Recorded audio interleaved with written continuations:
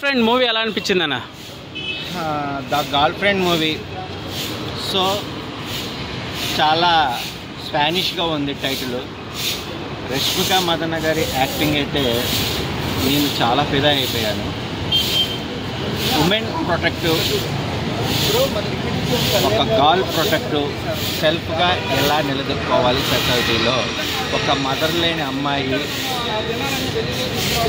Father దగ్గర చెప్పుకోలేనివి, సొసైటీలో చెప్పుకోలేనివి, లోలీగా ఉంటూ ఒక స్థాయికి వెళ్ళే విధానమే ద గర్ల్ ఫ్రెండ్. ఆ గర్ల్కి ఫ్రెండ్ ఎవరైనా ఎంత సపోర్ట్గా ఉండాలి. హీరో వర్షన్ చూస్తే నెగిటివ్గా ఉన్నా ఆ గాలే ఫ్రెండ్కి ఇంకొక ఫ్రెండ్ సపోర్ట్ అవుతే ఫస్ట్ హాఫ్ సెకండ్ హాఫ్ ఏంటి పాయింట్లు. వాస్తవంగా చెప్పాలంటే ఇదొక యూత్ఫుల్ మూవీ అనుకోవచ్చు.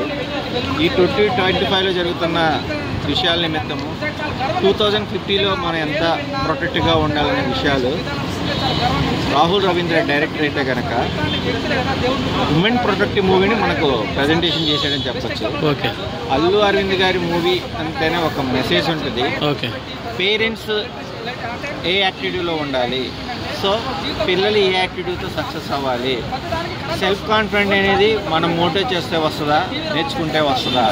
ఫస్ట్ హాఫ్ సెకండ్ హాఫ్ ఇలాంటి కృష్ణతో సినిమా కూల్. అంటే ఒక రకంగా Rashmika Madanna one man show చేసిందని చెప్పచ్చు.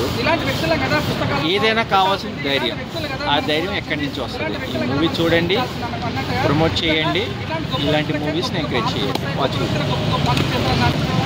నేను అందుకే తెలియదు కాబట్టి